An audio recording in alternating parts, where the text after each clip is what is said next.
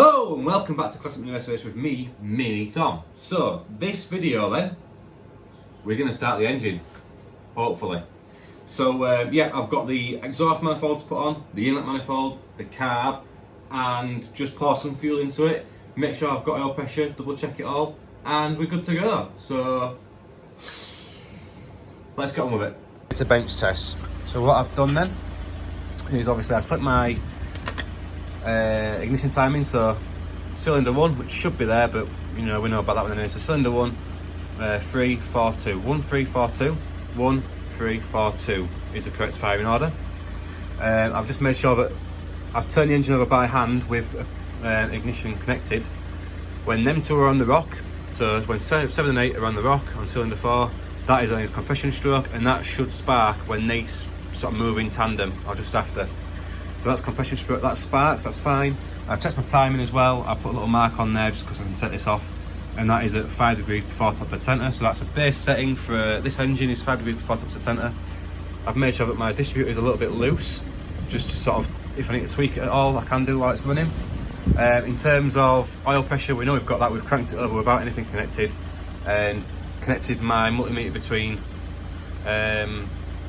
neutral and neutral, or ground and ground, and it should create an open circuit, so that multimeter should stop beeping or show you an OL or open loop when you've got oil pressure. So we know we've got some, I've tested that already. So we've got oil pressure, we know we've got sparks, I've tested that. In terms of the manifolds, so this is a HS6 carb on a genuine British Leyland, you can see by the mark there, British Leyland alloy inlet manifold. HS6 carb, this came as standard with the Innocenti 120L engine. I've got the standard 120L exhaust, which is quite a nice little thing actually. Obviously it got cut off when I took it out, but that was just the joining piece. Clamped on with a gasket. I've put some fuel into the fuel bowl, so that's got about half a thing of fuel in it. I've set the carb up so that I've set the idle a little bit fast. I've also made sure that my jet is set correctly, so the way you do that is if you look in there, I don't know if you'll see it, there's the jet winds up, you got to get it flush with the bridge, which is, you'll see when it's flush, there's two bits of brass that meet each other. That's called flush with the bridge, and you wind it down, or richen it 2 full turns. So you wind your jet adjustment down, which is that one there, 2 full turns down. And that'll get you your base setting for that. And like I said, I've just set my idle a little bit fast, which is your idle adjustment is just there. That little posi screw there, that's idle adjustment. So we are ready to start it. Now, in terms of safety, I have got a bucket of water next to me just in case anything does go wrong. Obviously, you're messing with electrical things like spark and fuel, so you have to be a little bit careful. So hook this back up. So again, multimeter set to continuity. Mine beeps if it does it for me, so that's good. So I'll pull it onto a ground somewhere like there. I'll tell you what we'll use that ground there.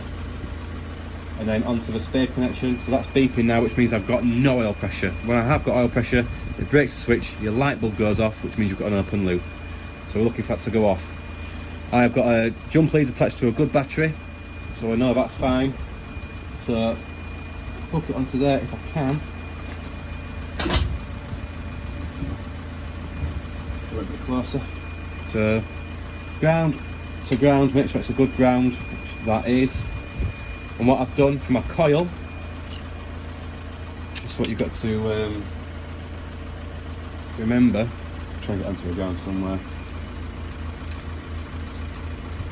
Fine. So your coil, obviously you've got your neutral, your ground, to your ground on your distributor, that comes off your points. That's my kill switch. So when that's connected to there, that coil's live. So that coil is now live. So if I was to turn it over by hand, I'll get a spark. And the way that I've connected that is just by a wire to a set of mall grips onto my clamp. So that's going to be that's live now.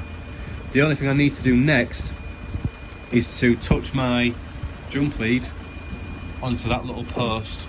If you can see it,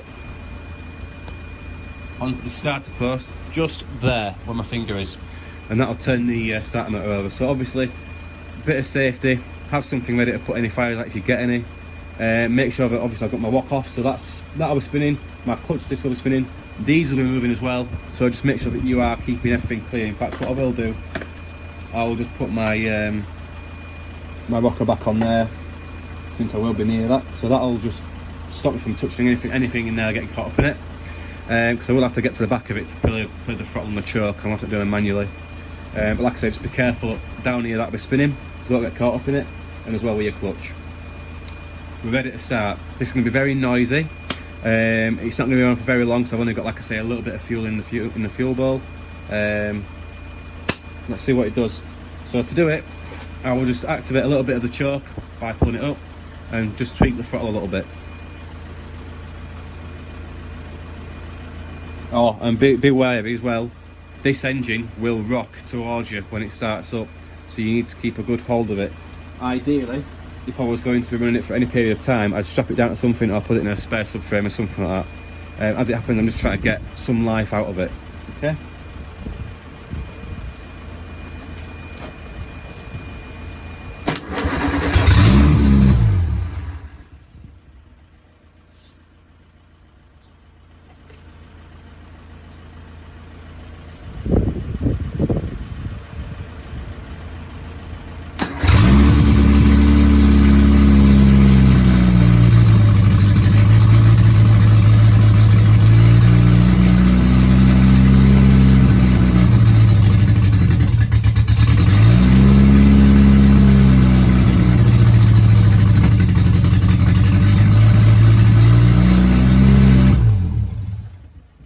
So that's killed it. Pulling that off the coil will kill it.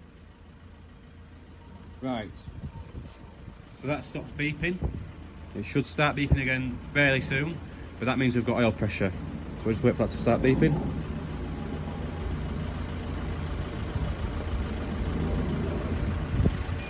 There you go. So that oil pressure's now just dropped into low oil pressure, because obviously the engine's not running. So we know we have got oil pressure. How much that is, we don't know. I haven't got a gauge for that, but we have got some oil pressure. And that, ladies and gentlemen, is how you bench start an A-series engine. Wow, the engine actually ran, and it ran for a bit of time as well. I do apologise, the camera was all over the place and it was all fuzzy, but it ran. You heard it and you kind of saw it.